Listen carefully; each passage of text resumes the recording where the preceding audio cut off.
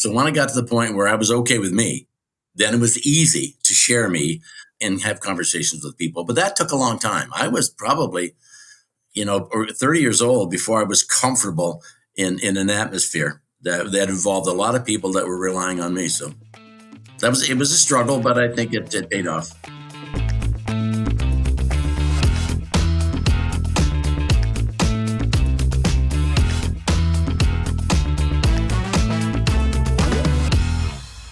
Welcome to AudioLife, the podcast where we tell your story in your voice. I'm your host, Gafour Masood, and I'm joined by guest Michael Dymond. Michael, welcome. Thank you. It's exciting. Oh, glad to have you. Glad to have you on board. Now, Michael, you've had a very interesting life with adventure growing up in Chatham before living abroad in Mexico and then Arizona. You have a daughter and 2 stepkids, 6 grandkids. You've been a storyteller quite literally as an author and also an accomplished martial artist. And I hear these days you enjoy spending time on the golf course.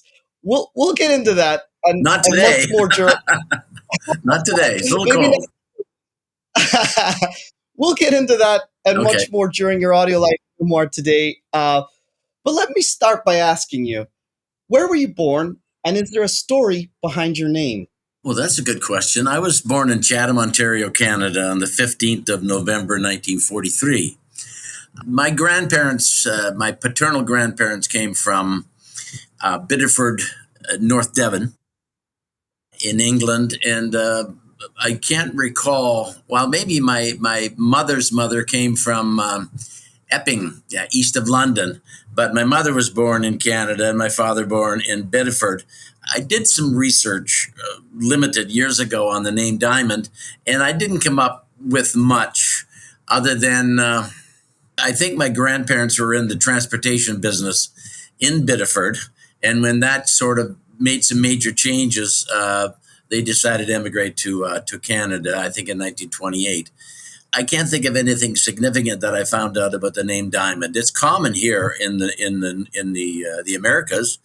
It's spelled differently, in some cases D-I, and certainly D-I-A, but I don't know of anything significant about the name Dymond. No worries. It's a very cool name, if I may add. Mike Dymond, it sounds like one of those flashy names, has a presence to it. If I was to ask you, what are 3 words you would use to describe yourself? Now, only 3 words. Energetic. I think fun. And as my sister would say to me from time to time, you were irritating. Those quickly come to mind. And I don't look at any of them, certainly the irritating, negatively, because a number of friends of mine says, you're not irritating. You're just, I don't know, just full of life, I guess, and going all the time. I often find that the first words that come to mind are genuinely the most honest and authentic. And I really liked your 3 responses, fun and energetic. We had a small brief before we started the podcast, and I was already picking up that energy. And the third one, like you said, irritable, like it depends on your perspective, could be playful. You like to tease, Yes, you like yes. to have fun. So, and Yes. it also shows a humbleness and openness that you would you share that as well. So thanks for that, Mike. Let's talk a little bit about your childhood. What was it like growing up when you were young? I wrote, the first book I wrote was called It's Just About Me. It was never intended to be that name, but it was to be Flippin' Me, which was the nickname that my mother had for my sister. And I wanted to write a story because I thought we were special, and we in fact were not.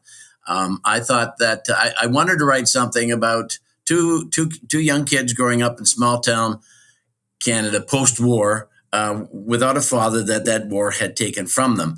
So I think from an early age, knowing that my mother's life was totally destroyed when Dad didn't come home from the war, I was sort of on my own, and I don't mean that in a negative sense. I made most of the decisions I made about my activities in my life from probably age 7 on.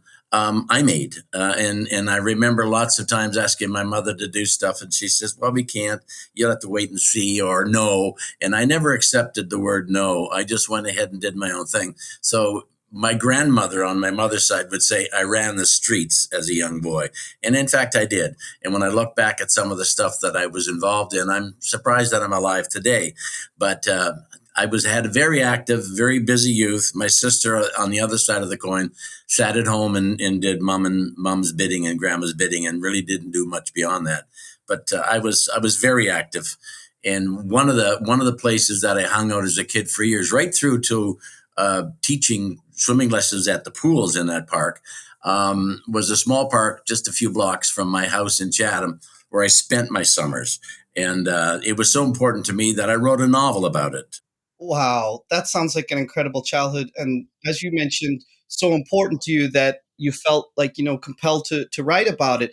What are some of your fondest memories from your younger years? If you could just select maybe one or two that really had an impact or stuck out for you. Wow. I think it was the fact that I had freedom. I had more freedom than a number of the kids that I hung out with. Freedom to explore, freedom to play, freedom to probably hang out in places where I shouldn't, with people that I shouldn't, going places where perhaps I shouldn't. I think I had more freedom than any of the kids that I hung with had, and I always said that's why I get that think I thought I was special is there was three boys in particular that I hung around with in Chatham who had a father in the family, and I did not. And I always referred to the father as the louder no in the family for things that the kid wanted to do or I wanted them to do. My mother would say no, and I would ignore or do the other stuff. These boys, if their mother said no and they decided to go, Dad's louder no would keep them in the house. So I think freedom. That would be something that I had as a young boy, that I took advantage of, I guess, not knowing that it could be dangerous from time to time. But it sounds incredibly fun, nevertheless. And It was fun. It was fun. I had a wonderful youth. yeah, when you say about the louder no and so on, I also can relate to that. And it's like, okay, I'll chance this, but maybe the parent says no, and then you go, okay, they really mean business. I'm not allowed to do that. But an Yes. unrestricted, free childhood sounds amazing. Would you say that that freedom and that ability unrestricted influenced who you are today, perhaps? Oh, I think it had to. I think it had to. And I'm not knocking my sister, who I love dearly. She's 18 months older than me. I think about what she didn't do. Like she was a homebody. She really, really didn't leave the area. Had a couple of children and stayed there. I don't criticize her for doing that because I think there are some people that need to stay where they're at in order to keep foundations in those communities. And there also needs to be people like me that sort of ran the streets. I was very lucky to have had the opportunities to sort of do what I wanted when I wanted, and that Mhm. was it. I remember once, I don't know how old I was, probably it was still in public school, and I was sort of dating a girl in grade 8, more friends than dating, and I got to know her brother, and they were from Toronto, and they never liked Chatham. So one day he came to my place over on where I lived and knocked at the door and said, "Hey, you want to go to Toronto?" I said, "Yeah." So we just ran out the door, walked around the block to Highway 2, and hitchhiked to Toronto. Simple as that. You don't do that kind of stuff today, but in those days, you did. I hitchhiked a million places, and you never even thought of it. You just went out to the road. You didn't have any money. Probably didn't have a hat or sunglasses or a jacket. Away you went. And that's what I did in many instances. I just did it. And it's things that you wouldn't do today, but we did then. So I had a ton of freedom, and a ton of freedom, and a couple of kids, a couple of boys that I knew that had similar freedoms, but not anywhere near what I had. Not quite to the same level. And that actually was my next No. question. I was going to ask, like, could you share an unforgettable adventure or mischievous act from your younger days? Maybe something specific that you feel comfortable sharing with. But hitchhiking across to Toronto is an example. But maybe you have one off the top of your head that you recall that was particularly unforgettable, or maybe a little bit mischievous. The one that's unforgettable, and I told that story in the first book I wrote. It was the winter, maybe heading towards spring in March, and I lived by the River Thames in Chatham, and that was one of our play spots. And I had some friends that lived right on the bridge that crossed the river, at least that in that part of the city. And one day we decided we were going to go skate on the river. So myself and my friend and his two sisters went down to the river's edge, put our skates on, and skated the edge of the river west out of town, probably 3 or 4 miles, to where they were building a bridge that wasn't completed at that time. So we were skating and laughing and skating and laughing, and we got near the bridge. And every once in a while, when you were on the ice on the river in those days, the ice would settle and adjust, and you'd hear this crack and boom that would echo the length of the river. That was usually pretty scary, but when you understood what was happening, it really didn't bother you that much. But it's a few loud booms started to happen when we got close to the bridge. So we decided, and we saw that the ice had thinned out. We decided to go in and go up on land. So I went up first or second, and then my friend went up, and then the younger sister went up, and then the older sister started to come up, and then the ice gave way, and she went straight down into the ice cold Thames River. But she managed to claw her way to the edge, and we managed to get in the water a bit and grab her and pull her out. So I think if we hadn't have been there, or she'd have been another 10 steps, 5 steps behind us, she may have gone down and not come up. Then we spent the next few minutes trying to dry her out and come up with stories, which would have been lies, to tell her parents when we got back home, because we had about a 5 mile walk back into town, carrying her skates, her soaking wet, with icicles dripping off her nose. So that was kind of scary but adventurous all at the same time. There's a few other stories in the book that I can relate to, but that was one that always jumps up because it had the potential for disaster, but we lucked out. Wow, that both sounds terrifying, but also unforgettable, as you say. I mean, Right, the fact right. that it has a positive end, you were there for her, you were able to help her out, and I love the fact that you were thinking, okay, what are we going to tell our parents now? Walking back to town, That's soaking exactly it. We had to come up with a good wet. lie. If we Oh, I told love them the that. truth, we would probably all be in trouble. So I don't know what they told. I don't know what they told the parents because I had nothing to do with it when we got home. I lived just across the street and down a bit, and I went home. Simple as that. Oh, great! And you know what? I've never experienced that sound, the boom sound you talk about with the crack on Yeah, the yeah. lakes. But it sounds truly chilling for me, especially somebody who doesn't understand. This is a common effect with nature. I would just be thinking, In okay, the the river, on ice the is river, yeah, breaking, falling. What am I doing? yeah. Uh, so you were quite courageous, I would say, at that age. We're a little bit silly. I believe so.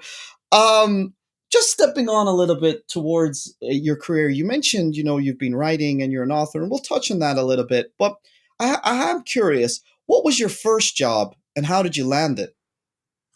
Full time or part time? Either or, your choice.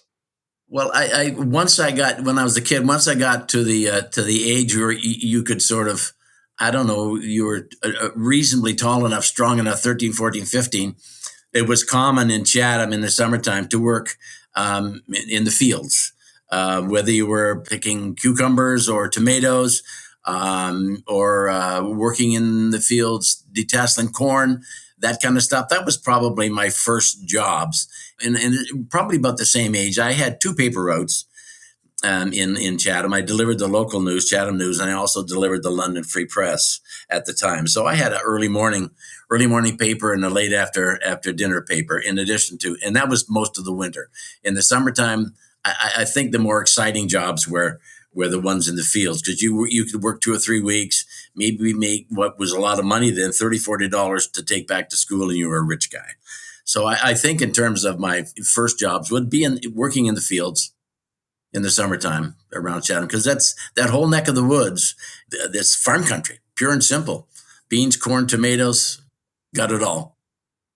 And I guess it has a beautiful aspect to it as well, right? I mean, it's really out in nature. You're really connected to that, and just being outside. I guess in the summer you mentioned. So I'm not an expert on geography there, but I imagine it, beautiful, bright blue skies, reasonably warm, or is it cold as well that time of year? That neck of the woods is around the Great Lakes in the summertime is hot and humid, very humid. Uh-huh. Uh-huh. So that I can understand why that sticks out, and one of your first part-time jobs. As you grew in your professional life, what were some of the challenges you faced? And you can select a different phase of your career, but maybe something that stuck out that you faced that you had to overcome. I think that the challenge that I had, and there's lots of reasons in my mind that supported that challenge, but I think the biggest challenge I had starting from a very young age was I really struggled to engage in conversations and making friends as a kid. And that sort of went through high school and a bit into college. And it wasn't until I was out of college a few years that I really started to sort of get a grip on that. And I got a grip on that through some programs, leadership programs I was involved in over the years in the 1970s and early 80s. But I think the biggest struggle I had was engaging with people. And once I got into a conversation, being able to speak without tripping over my words on a regular basis. That was the biggest struggle for me as a kid and into adulthood. The example I come up with was it's either in grade 7 or grade 8 in McHugh School in Chatham. And I sat at the back of the class because that's where they put me, not because I was stupid and not because I was an irritation, because that's what they did with the students that were in irritation in class. They put them at the back. And if you knew the answers to every question the teacher asked, and you sat in the front row and raised your hand to answer, then you were part of the good crowd. But I couldn't do that either. I had to think long and hard about a question, and by the time I got the answer, it had already been answered. So what I started to do at a young age, even in high school, was make notes. At the end of the day, with some frustrations that I may have felt and some comments I wanted to make but couldn't, I would write it out. It was like a diary, but not a diary, a journal. And I started to keep one of those, and I kept one of those, and I still keep to today a journal. I'm not in it as much as I used to be, but I started making notes.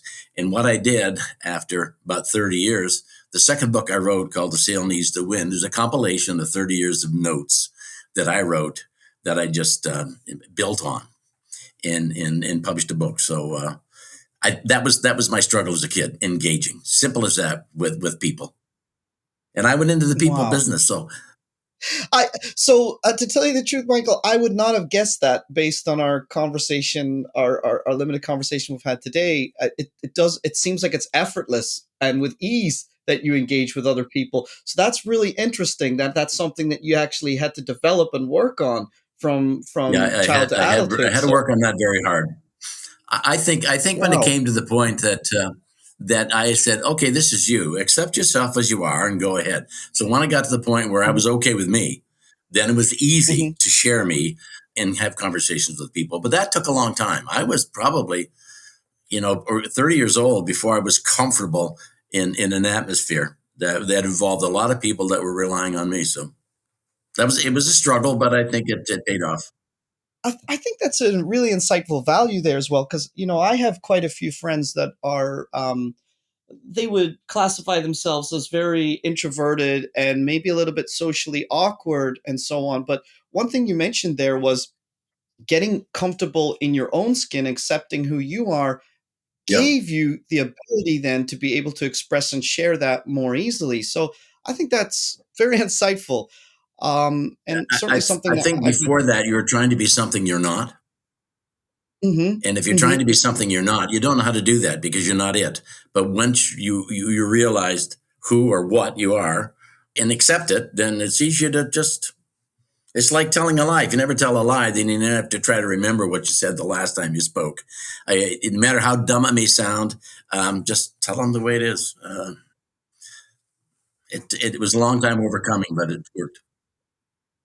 I say the same thing. The truth sets you free. When you're just living authentically, okay, it may Yeah. not fit societal norms or it may not fit the situation you're in, but you're being truthful to yourself. And isn't that the most liberating experience you can have, right?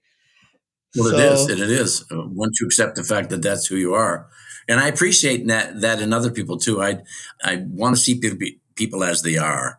I don't want them to be behind some kind of a facade either. I can deal with anybody, no matter how weird or horrible they are, if they come as themselves and try not to be something they're not. So I can deal with that. Right. I think there's something refreshing about getting somebody direct that wears their heart on their sleeve. Whether you like them or you don't like them, it's like, okay, well, True. it is what it is, right? It doesn't have a mask, it doesn't Yep. have a facade. Well, thank you for that. And we might touch a little bit about that a little later on about your personal Okay. growth and philosophy because I think you have a lot of wisdom there to share. But I just want to finish up on a little bit about your career because you've mentioned a few times here on the podcast about being an author and having some books written. But could you explain to me a little bit about the progression there? You finished high school and you went to college. Was your major in relation to writing, or is that something that you transitioned to later? Could you give me a little bit about the steps and the time on how you moved into writing and what made you passionate about it and how it all came about? Well, long story short, and I can elaborate on it, but I've said to people when they've asked me about writing, I just had a head full of stuff I wanted to say. I had some stories I wanted to tell, the stories in my first book, the novel, the third book. I just had a story I wanted to tell. So that's what I did. Now, I think I stumbled into writing. The years that I spent at that McHugh Park as a kid in Chatham, and that's the sort of the focus of my third book. Um, that's where I spent my summers, and right up to leaving in 1963 to go to college, the park, particularly the pools that I played in as a kid, I learned how to swim in. I learned how to guard in. I learned how to teach in. So I spent from the age of 7 through to 19 in the parks and in the pools. And that's what I kind of wanted to do for a future, but I had no idea how to do that because there wasn't any post-secondary schooling that offered that then. In 1963, the government decided they wanted to put together a full-time academic program for people who wanted to work in the quote-unquote recreation field, because up to that point, it was in-service training only, post-war in-service training. So they created this 2-year diploma program at the University of Guelph. And if I hadn't seen the brochure on the desk of the person I worked for in Chatham, I would have never known about the program because I had no idea what I was going to do at the end of high school other than maybe do grade 13, which still existed then, and then go to university or take a technical position at a local college in Windsor to learn how to draw lines.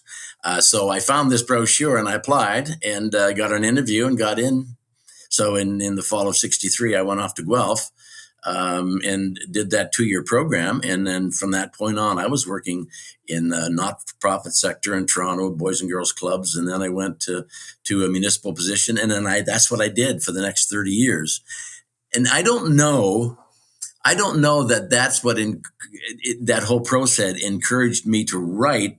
I had never intended to become an author, as it were, because I don't think my writing is that good. But I had a story to tell, and I just had to write it because that's what I wanted to do. And I knew then that any good writer that was successful didn't necessarily write as well as their books suggested, because they all have wonderful editors, and that's what you've got to have as a writer, because nobody can edit their own work when it gets beyond 10 or 15 pages, and you need some different eyes to look at it. So I decided I just had stuff in my head. My head was full of stuff because I ran the streets as a kid and I just wanted to talk about it. Certainly the third book, The Sail Needs the Wind, because there's some stuff in there that represented how I thought and what I did. And there may be some people out there could have benefited from reading that. Now, whether they have and they have benefited, I do not know. But I never thought about being an author.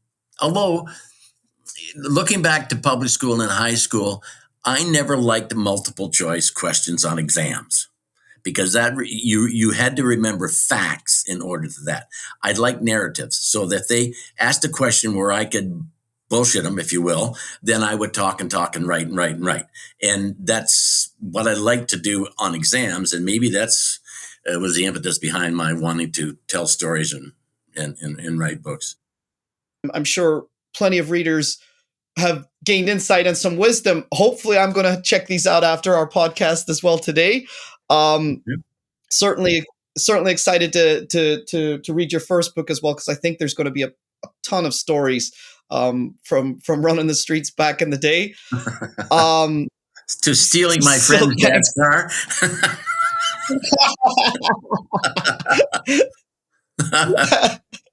Crazy. I was a little bit mischievous as well, so I hope to relate to some of these tales, Michael. Just a bunch of It dumb sounds stuff to that, me. 10-year-olds do. And now for a word from our sponsors. Ready to share your stories and life philosophy, or capture those of a parent or grandparent? Or maybe a corporate package is right for you to build connection across your workforce and add value to your clients. Visit audiolife.io today to learn more. Our listeners will get 10% off using discount code GIFT10 and order number AudioLife Podcast. AudioLife, where memories find their voice. It sounds to me that these experiences, they're always more fun when you're sharing them, and I imagine True. that you had some great friendships that shaped your journey. Could you expand a little bit about that? Yes, there were a number of guys I hung around with, I guess, in Chatham. But once I left, that was gone. And people that I became close to at college, as a matter of fact, and I'm still very, very close with a couple of dear friends from college that I was with the other day that date back to 1963. But there was four boys that I hung around with in my neighborhood, and it's difficult to describe the relationship. I think I sought out some friends that would provide me with a little legitimacy, if you will. I wasn't the leader, I was a follower. So if I found a friend that did some stuff or had some stuff that I could become a part of, then I felt like I was a part of something. Because I know if I had to do stuff that suggested, I would say to guys, okay, let's go do this and we'll do this and this. I never could do that because I never could think of anything and say it the way I wanted to say it when I was with these guys. But if some of them made the dumbest suggestion, I'd be on board. And then maybe I could be a bit of a leader. Because we would run east on the River Thames up the beach and then swim in the dirt, east of town, and on a couple of occasions almost drown. And as I said, I hitchhiked to Toronto. I went with another friend up north. He needed to get a job, and I had the summer off. So I went with him up north to sell magazines from door to door. And then the local enforcement didn't like that. So after 2 or 3 days of that, I just hitchhiked back home. But these guys, as much as anything, and I worked for a gentleman like this back in the 60s. What I learned from all of those guys, I guess, was what not to do in life, as opposed to what to do. So if we hung out together and things were happening, then I would say I might have done something, but I would say to myself, well, we shouldn't do that, or I shouldn't do that. And I think that affected my decision making later on in life, where I can learn as much from somebody that has no leadership qualities, that may say and do things that I don't agree with, but it's nice to know that maybe you shouldn't do all these things, and that may help you find a better way to do stuff.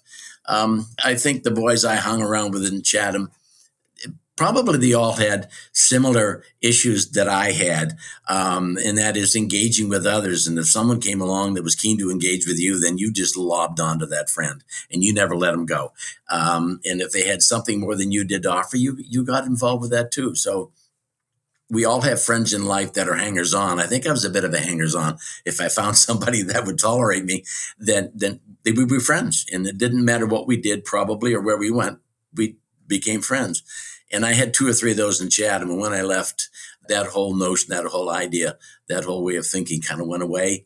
And then I started to make friends with people that had something meaningful to say and do. And I've stuck with them ever since as good close friends. And then I made some good friends in the career as in recreation that I'm still friends with back in Chatham, and as well in Port Dover and Hamilton. Very, very good friends that I hope I never lose. Lost some of them, but I share something similar. I grew up in Ireland and I had a lot of friends that we say ran about with, yeah, hang out in the streets with. And they're friends in that moment. And like you said, maybe when you leave, it becomes a little difficult or you've changed or their mindsets have changed. So I can completely get that. But I love that you have friends across various places that you're still very in touch with and close with. But is there a special person who has made a significant impact on your life? there's different life spaces, and then those different life spaces, there are people that play significant roles. I have a daughter who's recently turned 55. When I say 55, I have a daughter 55. I say, oh no, she's only 5. She's just this big. She played a significant role in my life simply because I think from an early age, she drove me nuts. And I still tell her that today because no matter what I say to her, she would ask a question as a result of it. And if I answered that, she would have another question. And if I answered that, she'd have a subsequent question. So she asked questions regardless of what I would say to her. And we've been close our whole life. So I think, although we didn't really live together, she was a focus for me and still is. I think my sister is as well, because she was the good angel and I was the bad angel. So I think all the stuff that she was and did as a kid, I never wanted to do or be, and I think that was good because we were opposite sides of the same coin, and I think that was a good thing for me. And I think my current wife, who I've been with for since the mid '80s, and we got married in 2007 because we were leaving to go to America. And I don't think America believes in common law relationships. So in order for us to succeed down there, certainly when it came to healthcare, we should be married. So we got married in '07, and it was the best move I ever made, because we'd already spent 2 years together in Mexico and working for the same company for a number of years. And when we had a chance to head south to Tucson, it was just great. It was just great. So she's been significant. Very significant in my life because she doesn't pull any punches when it comes to pointing out some stuff about me that needs to be pointed out and perhaps needs to be resolved. So I think my current wife Mary, who is downstairs in this hotel in a meeting right now, is good. And through her, I've met some wonderful people in the business she works. So it's just been a hell of a wonderful ride since the mid '80s, and I've enjoyed it very, very much. And you mentioned your daughter giving you a focus and perhaps the dynamic with your sister growing up as kids. I have to ask, what has been your experience like raising children? My role raising my daughter was long distance because my first wife and I were separated and divorced early when Tanya was very, very young. But I remember when she was born, I looked at her and I said, I'm in love. And she was the greatest thing that ever happened to me. And that's not changed. But I had to work very hard to keep that relationship going, harder than somebody that may be living in the same house. And I think it's worked. And I think we've become much closer. And I know she said to me that the values I hold in my life I got from you. Nobody else. I got them from you.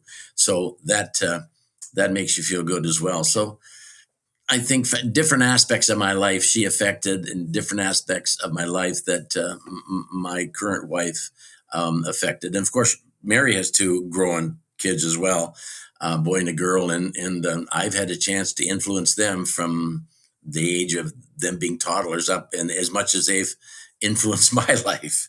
Just wonderful, wonderful, wonderful people. I love that intergenerational exchange, that you both depart wisdom and you can also learn from as well. And it's a continuous process Yes. with your loved ones. You've lived through various decades, witnessing historical events and changes.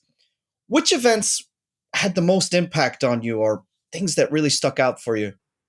The Second World War, in many respects, didn't stick out for me, but that took my father from me, who I never knew anyway.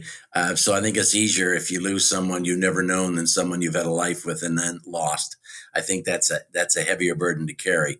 But I think the results of that war, in me having to be on my own or choosing to be on my own, was a significant event. I don't think it affected us directly in Canada, but 9/11, I think, affected everybody in the world. And the thing also, the COVID year or two was bad. And I think that North America and the world, that was the first time they've had to deal, well, North America, let's say Canada, United States, something as impactful as that they had not dealt with since how they dealt with World War II. But it was a different challenge. And everybody was guessing and everybody was criticizing everybody else's guesses. Particularly, we criticized the government, but they never faced this before either. And in addition to facing that problem, they had to face the criticism that came from the street. So I think COVID, 9/11, World War II were significant events that I think did affect my life. I think in a very, very, very general sense, it affected life in general, and you had to deal with that as it came your way. Absolutely, and I can certainly say for 9/11 and the COVID pandemic, they were, global events, and I think Oh yeah. they affect, affected us all in different ways. How about, in a more general sense, societal or cultural shifts that may have changed that you have found most noteworthy? I don't know how this necessarily affects me directly, but I know that, and I'm seeing it in Canada too. And I don't want to get into politics, but politics have become much more partisan than they ever were before. I remember working in, well, 96, 97.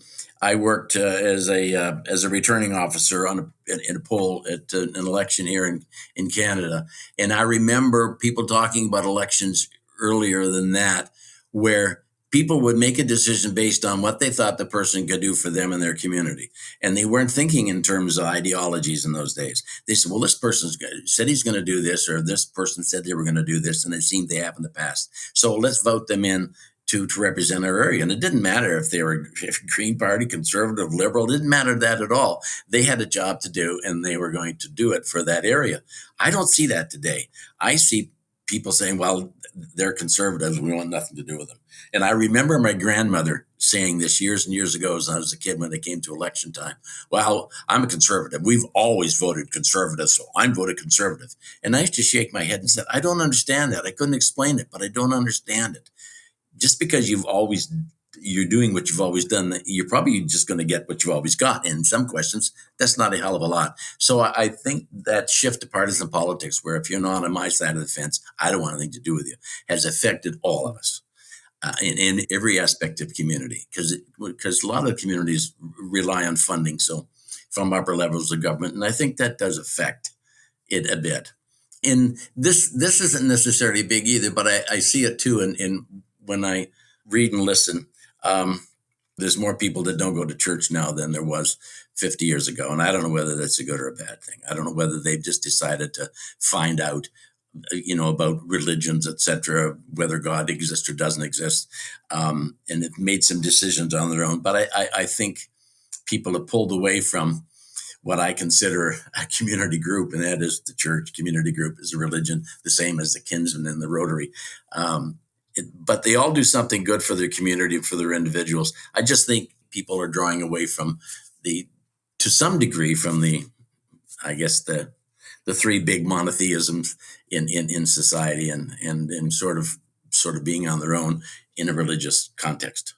One other thing that's maybe small, if I got in trouble at school when I was a kid, then that was my fault. And if I got to telling my mother that I was in trouble at school, she would want to know what I did. And if I did something that I probably shouldn't have done, then I was on the bad side of her too.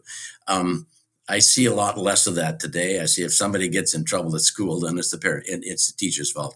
If you try to tell a parent that your kid's bad, they're not going to buy that. So I'm thinking that the educational system is really facing a huge challenge today. And I think that does affect some parents in their decisions around their participation in the educational system. And sometimes too much participation on the part of parents isn't necessarily good, but I think participation on the part of parents is very important to understand where their kids are going. Now, I know my sister and I didn't have a lot of that when we were young, because I think when my dad didn't come home from the war, it sort of killed my mom, and we were sort of on our own. In other words, Some examples are nobody ever read to us as kids. Nobody ever asked how school went today. Can I help you with your homework? Are you doing anything exciting? That never happened in our lives, not at all. And I think that's, I think that that had a bit to do with my inability to be able to engage in conversations with kids and make friends. But hey, whatever. And that just reminds me, I've had another manuscript in the drawer, as it were. I kind of think that every boy out there, not every boy, but lots of boys all over the world had a girl next door, and every girl had a boy next door. And I know where I lived, there was a girl next door that wouldn't look at me. She was a bit of a friend to my sister because she was a little bit older, but she wouldn't pay any attention to me. And so I decided I wanted to write a book about the girl next door who wouldn't look at me, and then try to figure out a way to get her to even acknowledge my existence. So, well, certainly I'm a guy who can relate to having a girl next door that didn't know I existed. But I had one. I think all guys can relate to that element as well to some degree. If you like what you heard today, consider recording your own AudioLife private podcast or giving one to a loved one for a unique and memorable gift. Today, AudioLife listeners will receive 10% off using discount code GIFT10 and order number AudioLife Podcast. Also, remember to rate our show and subscribe so you'll never miss an episode.